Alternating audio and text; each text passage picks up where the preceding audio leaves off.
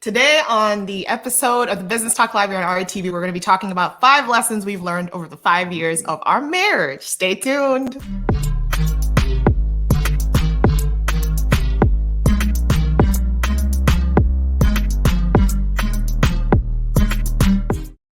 Hey, welcome to another episode of the Business Talk Library on RETV. I am Lola Turner, and with me is my amazing husband, Terrell Turner. And today we're excited to bring you another amazing episode. And we're going to be talking about something more relationship, less business, kind of a mix, actually. Terrell and I recently celebrated our 5-year anniversary in Hawaii. See, Terrell's he's wearing his little shirt. I'm still in vacation mode. He's still in vacation mode. We got back on Thursday. Today is Saturday, and we're recording this. I'm just going to say, we had a little bit of an issue. We recorded this already in Hawaii. Yes. And the connection wasn't as strong. So we had to re-record it again. So, we're going to give you Hawaii vibes. We're going to bring Hawaii vibes to this video. But don't worry, you're still going to get, Hawaii I'm still going to keep my, what I might do is there's some stuff that I said the last time that I actually might change up and just to keep it fresh. So yes. You have no idea what I'm going to say. Oh, yes, I like that. And I think the funny thing also is the great thing is there's so many lessons. And I know when we first recorded, you were like, I don't know how to fit, all the lessons we've learned into 5. So this is a good opportunity maybe to do other 5. Okay. So maybe we'll talk about some of the same ones. And then I honestly don't remember. Maybe we'll go over, maybe we won't just stop at 5. No, it's 5, baby. I already did it in the intro. It's 5. I mean, you might, okay. You might get 5 and some. I don't know if we're going to be able to do more than 5 in 21 minutes. So let's see. All right. Let's do it. So you start off with number 1. All right. Number 1 lesson for me that I learned. Great. You haven't heard this one. Not to be driven by my emotions when it came to making decisions in our business and our relationship. When we first got married, I was very emotionally, I don't know if driven is the right word, because emotions are not a negative thing. And that's something that we've learned over time. I think it's just how you channel and use those emotions is very important, because one of the things that I've noticed about myself, Terrell noticed this about me before I noticed it about myself, was just the whole concept of like how my emotions have an ability to impact people in the room. Like my emotions are very contagious. And sometimes I think this is intended to be a gift. But I haven't always used it like that. It reminds me of like those superheroes where like they had these powers and, they were created to do good, but then they were doing evil. And then they realized, oh my gosh, I want to do more. I want to be good. Not quite to that extreme. I wasn't evil, but I just would realize like when I would walk into a room and depending on my emotions would typically project. It's very difficult for me to hide how I feel about things. I've gotten better, I think, over the 5 years of us being married, but it's very difficult for me to hide about, how I feel about things. And so I've noticed I have a very strong ability to impact how people feel around me. So my emotions tend to kind of carry across to people. So that was one thing I didn't know. And so when I would have a bad attitude about something or I wasn't happy about something, it would kind of just basically impact the entire space. And Terrell would be like, yeah, your emotions are stinking. I'm like, I'm fine. He's like, oh, are you okay? I'm like, I'm fine. I'm okay. It's like, I can obviously tell you're not okay. Like looking at you right now, I can tell you're not okay. And so one of the things I had to learn over the 5 years of our marriage is how do I channel my emotions for good? Yes. And I think learning to kind of not be extreme, because that's another thing. I tend to be extreme, so one end or the other. So when I realized my emotions were sometimes negative and projecting on other people, then I became like, I try to go full extreme. So no emotions, no emotions. I'm poker face. Like I don't have any feelings, like I'm hard, whatever.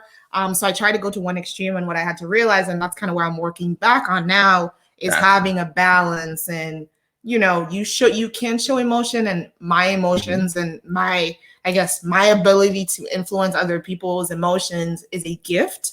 But how do I use it for good? And I think that's kind of where I'm learning to balance that and create like a healthy space. I think that's a really good point, because that one was and it probably segues into like the number 2, the second thing that the lesson I wanted to bring up was just that learning to be balanced. Because part of how I learned it was when you would be very, very emotional, because like I'm on the opposite, I'm extremely logical. Yeah. Even to the point where it's like I can make a decision that is extremely uncomfortable. Yeah. But if it's the logical decision, I can live with the comfort. I can live with the discomfort and still make the decision because it's like, I know this is going to hurt, but it's the right decision. So I'm just going to do it anyway. Yeah. And I think about, even like when I think about like with going on like diets and stuff like that, or like when it comes down to working out, like people are like, how in the world are you able to do it? Like logically, it just makes sense. I know it absolutely sucks, but it makes sense and I'm okay. And that, I guess the fact that it makes sense makes me okay with it. Now, being that extreme with someone who's very emotional, like it was a disaster. It was very hard. A lot of clashing. I mean, but I do think part of it was just learning to balance that out, because I think what you said was a really good point. Like your emotions, and sometimes like when people are like, man, you're so emotional. And even growing up, and I know, I'm not saying that this is the right way to look at it, but this was something that was said in the environment that I was growing up in the 90s. Like, oh man, you're emotional like a female. Mm-hmm. And so with that background, you kind of grew up thinking that, as a guy, being emotional equals something you're not supposed to do. Yeah, right. And for me over time, it's like so I really like latched on to the logical side, but just realizing that, hey, your emotions exist. They're not within themselves a bad thing. They're pretty much, the way I kind of look at it is, your emotions are a tool to give you indicators about your situation. Mm-hmm. Like whenever you're around someone and it's just like, something just don't feel right about that, is an indicator. That person might not be a good person to do business with. Mm-hmm. Or, hey, that person, like, there have been some guys during our dating and during our marriage, so where it's like, I don't feel good about that guy. And sometimes you've been like, oh no, he's harmless, he's a friend. I'm like, I'm telling you, I don't feel good about that guy. And then you find out this guy's like been secretly in love with you.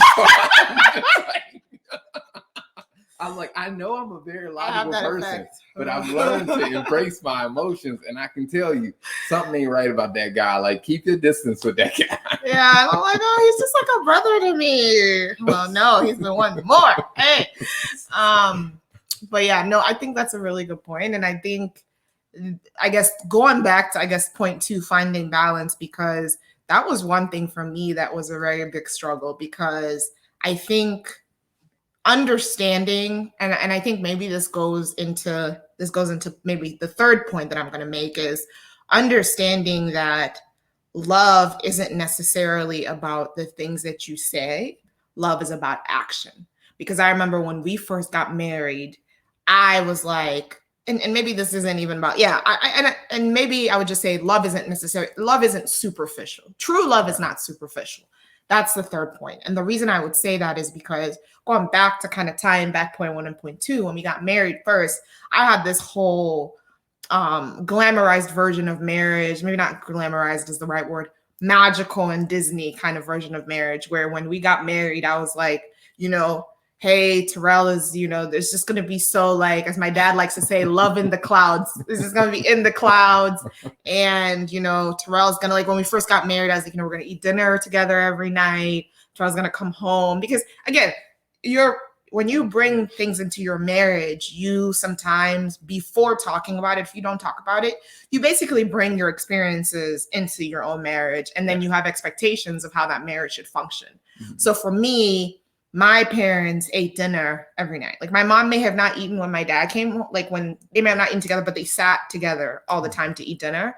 And so that was my idea of a marriage. So when we got married, I would cook things, completely African food. That Terrell was not even healthy for Terrell. No knock on African food. It just depends on how you cook it. But I would cook all these things, and his system wasn't used to it. And then when he would come home and he wouldn't eat, I would get upset. Or he would come home and he would eat a salad, I would get upset. Or he'd come home late, we couldn't even eat dinner together. Or I would expect him to do like all these surprises for me and all these like, hey, dine me and wine me and fly me out and take, like, you know, the whole idea of like when people talk about quote unquote relationship goals and they're like, oh, he flew me to Paris last week. Well, in our case, you know, at that time we didn't have Paris money. We were trying to get out of debt. But, you know, he took me to, you know, I don't know, Chicago for the weekend. And I just had this idea based on prior relationships of what love looked like, right? And the funny thing is, or the unfortunate thing is, that mindset was really doing harm to our relationship, because I may have had all the things that I wanted superficially in previous relationships, but then there wasn't faithfulness. Like the person wasn't faithful, or the person wasn't really listening. There was no communication in the relationship. I'm not saying you can't have all of those things where someone wines, dines you, and you have communication and everything's great. But I think for me, I had to start looking at the not superficial stuff and understand and find the things, not even find the things because they were evident. What are the areas where Terrell is constantly showing love, and focus on those things? Because to be honest, I look back on it now, the areas where you showed me the most love are the areas where I needed it the most, right? So like, even when I think about like us getting out of debt, Terrell paid for my car. Like before, when we were still engaged, before we got married, he paid $6,000. He paid my $6,000 balance of my car loan. I could have been like, right, we're engaged. This relationship is over. I'm good. I mean, this was us engaged, which he didn't have any obligation to do it, but you put $5,000 or $6,000 of his money to pay off my car loan, because, you know, I talked about how important it was for me to get out of debt. And I was big. Oh my gosh. I was big Dave Ramsey. Oh my gosh. The baby steps. Hey, shout out to Dave Ramsey, Uncle Dave, baby steps. And really just working the plan. And so making sure that, you know, even when I was thinking about like planning the wedding, and I was like, I want to do all of this. I want to do this. I want to drop all this money. I was seeing all this Pinterest stuff of how weddings were. And you were like, babe, like, I don't want to spend more than whatever the amount was. Like, we need to think long-term. Yeah. Those were, for me, more expressions of love than just being like, all right, we're just going to go spend money however you want it. Because in the long term, us being financially prudent about how we spent our money was a lot better than just making decisions and just going and jumping out. And so I think really just learning to look past the superficial. I'm not saying those things aren't nice, but really when it comes down to, is this person really doing what's in your best interest, and not just doing stuff just to make you happy? Gotcha. Yeah. Gotcha. So I think that was a big one. No, I think that is a very good one, because it brings to mind an extremely valuable perspective that I think is just that being able to accept reality. Because I do think in the years of the relationship where both of us came in with our own perspectives and own expectations about what this should be. And you're constantly trying to measure what you're experiencing to your expectations. And it's almost like you're trying to make your reality match your expectations. And sometimes you just got to be honest. Like, that was a lesson I had to learn, is you just got to be honest. Your expectations might be unrealistic. Like, it may be unrealistic to be like, yo, I want to ball out, and I want us to get out of debt, and I want us to pay cash for our wedding, and I want us to take trips here. And I'm like, at the time, like, the numbers ain't adding up to that. The numbers don't add up. Yeah. And for me, it's just getting to that point. Like, we had to make trade-off decisions. And I think sometimes, you know, during that process of making trade-off decisions, what I didn't realize is how emotionally attached we get to an expectation or an idea. And then when reality starts to hit us and we gotta, you know, let go of our fantasy and start working with reality, that's an emotional process. Yeah. And for me, I didn't understand how emotional that process was, because for me, it's logical. Like, hey, I got X amount of dollars. I want to pay off debt. I want to pay cash for a wedding. I want to save up some money for a rainy day. And I want to travel. The numbers say I can't do all of these. Right. Either I can contribute a portion of this, and it's just going to take me longer to do all these things, or I can focus, get one done faster than the others. Like, to me, that's what logic says. But for someone who's fallen in love with all four, like hard. For them to say no to any one of those or to have to make that trade-off decision, that's a very emotional process. And for me, I didn't know how to like be supportive during that, because I'm like, this just makes sense. You can't do all of them. Get over it. Yeah, that didn't go over well. That conversation didn't go over well. And I think another thing also is just, I think kind of being the difficulty sometimes of detaching yourself from expectations, because there's just so much pressure, maybe that's the right word, to kind of have of what a quote unquote healthy relationship looks like. Because I think even when I think about like wanting to get out of debt, because we were working to get out of debt while we were also trying to pay cash, or we're saving to pay cash for the wedding. And I remember multiple discussions, oftentimes heated, about, you know, I want to use real flowers for the wedding. Why can't we use real flowers for the wedding? And then we did the math, and real flowers were like, I don't know, it was something ridiculous, like $2-3 or something, like I don't remember, something ridiculous. And I remember just like wanting everything. Like and because the thing is, I would go on Pinterest and I would see all of these like weddings, and I'm like, oh my gosh, you only get married once. Like, why can't we have these weddings? And then you see the Pinterest version and you bring it to real life and it's like $10,000 more. And you're like, what the heck? And I'm like, Terrell, we can do this. Terrell's like, no, the numbers don't add up. Terrell gave me a number and he did not budge on that number. He's like, I don't want to pay more than this for this wedding. And I was like, I don't understand. This is our money. We pay for it. And I will say, you know, the interesting context on that, which probably brings it to like, this is, I guess you say a fifth one, which will probably go over 5, as I said. No, that being accepting reality was number 4. Right. Fifth one was, I think, of just really respecting the experience and the knowledge of your spouse. Because I think when it came down to a wedding, like that was where I really realized, like, when it came down to like planning a wedding, like I had way more experience than you did.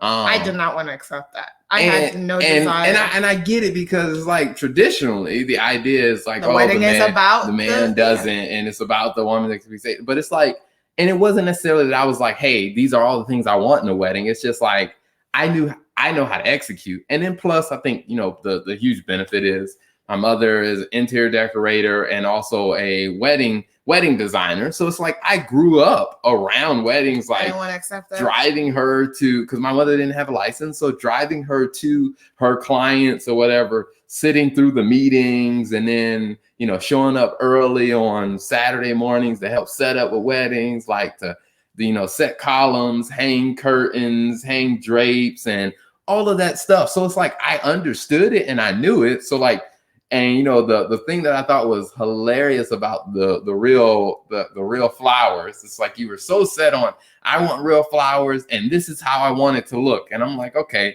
cool.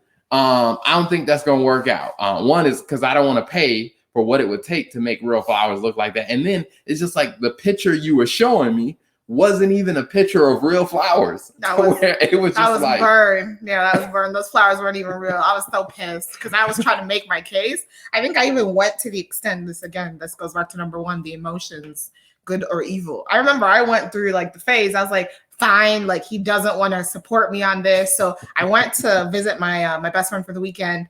And I was like, all right, we're going to try to create this, the centerpiece or whatever that I want. And we're going to see how it works. And it was just an epic fail. It was the worst. I think that's when I conceded and I was like, all right, fine. All right. I mean, because I think that goes back to the point of just like accepting reality. Because I do think a lot of the times, like what we see on social media and what I learned from, you know, working with my mom through interior decorating and just like, and even some of the privileges I've had with working with those that work in television and filming, kind of behind the scenes stuff, to see how they really make, like what you see on the camera, the image that you see or the image on that picture, like there's a little bit more to that. Like, for example, when it comes down to flower decoration, the people are like, oh my gosh, it's so perfect. Well, one of the ways that you do that is you get a styrofoam ball and you poke the holes in it, and then you slide the flowers in there. So the styrofoam ball, people can't see it, but the styrofoam ball holds everything perfect at all times, to where some people are like, well, how do those look so perfect? Because I'm like, it's kind of manufactured. It's just hidden, so you can't see it. And it's like when it came down to things like that, I mean, I think across the board, even for as we moved into starting our business, to where, you know, at first I was like, you know what, we need to get these things edited, or we need to get these visuals, these flyers, or these presentations. Like, I realized I suck at that. Everything I created was ugly. And to the point, it's like I just had to accept the fact that, you know what, Lola's better at this. Let me tell Lola what I'm trying to do. Let her use her creativity, because when it came down to that, it's like I wasn't that great at it. It was bless your heart. Bless your heart. It's just leveraging each other's strengths. I think that's, I guess, the bonus. The bonus is leveraging each other's strengths. I will say I think that is the point. I mean, I think respecting what the other person brings to the table and leveraging that, because it makes your world a lot easier than you trying to do something you're not good at. I mean, because the way I remember hearing someone say, it might have been John Maxwell, where he talked about, you know, if you're not good at something, you know, you have your strengths and you have your weaknesses. If you spend all your time working on your weaknesses, let's say, for example, on a scale 1 to 10, your strengths, you're between 7 and a 10. But on your weaknesses, you're like a 1 to like a 4. You can spend all your time on trying to improve your weaknesses. The best you might get to is like a 4 or a 5, which is still below your worst strength. I mean, to where it's just like, instead of trying to focus on your weaknesses and make yourself like Superman, I can do all things. It's just like, you know what, focus on what you're good at, and then get help for the things you're not good at. And for me, it's like going through that learning process was great. And I think, like I said, the bonus that I'll say is gratitude. I think is learning to be grateful for the incremental things. Like, and me realizing the things that I wasn't good at, when you would step in and do it, it's just not to get to the point where I expected you to do it. But to actually, you know, express gratitude. Like, you know what, if you didn't do these things, like, hey, the podcast wouldn't be at this level, or hey, I wouldn't be, you know, asked by, you know, companies around the world to speak on their platforms because they saw the visuals, everything looked nice. Like, I wouldn't have that opportunity for that visibility had you not done what you did. So it's just like always remembering to express gratitude to the other person when they do something, and not to take them for granted. I agree. I think that's a really good point. And just continuously saying thank you. I know that's something that I'm like still working on. And we had a very interesting, we had like a 5-year anniversary, very interesting conversation on our anniversary trip. And I think to your point is just, and I think also the point that we talked about where you were like, be as loud about your gratitude as you are about your complaining. Now, if you want to dim the complaining, that's all good. But make sure that your gratitude and the expression of your gratitude is louder or as loud as when you're not happy about things. And that's one thing that we had to discuss and kind of have a very honest conversation about, because he was like, you know, when you're not happy about things, you're very vocal about it. And when you don't like the way things are done, you're very vocal about it. But then when I do things and, you know, it's not an expectation or shouldn't be an expectation, you're like, oh, thanks, babe. And it's like, no. I guess let me set it more clearly. Okay. When you aren't happy about something, and, you know, and I notice, because I do this myself, when I'm not happy about something, I'm very vocal, very animated. Like, you know, I'm not happy about this. Yeah. I mean, the same with you. When you're not happy about it, like, you know, you find every little thing about it to point out of why you're not happy. And my thing was, I'm like, you know what? We probably should be taking that same level of energy and then using it on the other side, because what happened is, very vocal, like, you know, I didn't like this. Hey, can you stop doing this? And that, all the details. And then when it's like you do something that someone likes and it's just like, oh, thank you. And then you just run off about your business. It's just like, really? Like, okay, thank you. I'm like, no, let's come back. Like, use that same energy that you use to, to argue with me about the thing you didn't like. Use that same level of energy, that same level of excitement, and put it into you expressing gratitude. Yeah. And I think, for me, that's really changed the perspective, because what I noticed is when I was quiet about my gratitude, but I was vocal about what I complained about, you start having these petty conversations with yourself. Like when you're driving in the car, you know what, she probably did that on purpose. She just don't be thinking about me. You know what, she don't appreciate me. And you start having these conversations in your head and you're like, why am I even having that conversation? Like, and what I realized, it was just this pattern of, practicing, I guess you say, practicing being ungrateful, to where when I'm like, if I'm intentional about practicing gratitude, that will become my default, to where when something comes up, let's say, even if you did something wrong, if I'm in that mode of continually practicing gratitude, I can give a little bit of grace and like, you know what? I know she dropped the ball on this, but she didn't mean to. There was probably something that came up or whatever. It's all good. We'll get over it. We'll work through it. It's like, I'll assume the best if I practice gratitude. That's 0.6. Assume the best. 7. Assume the best in your partner. Always assume the best. And so there you have it. 5 started as 5 is now 7. Lessons that we have learned, or we've learned a lot of lessons, but that we can share on the platform with you guys through the 5 years of our marriage. Until next time. If you'd like to see more of the Business Talk Library, be sure to watch us every week on Tuesday nights at 6 p.m.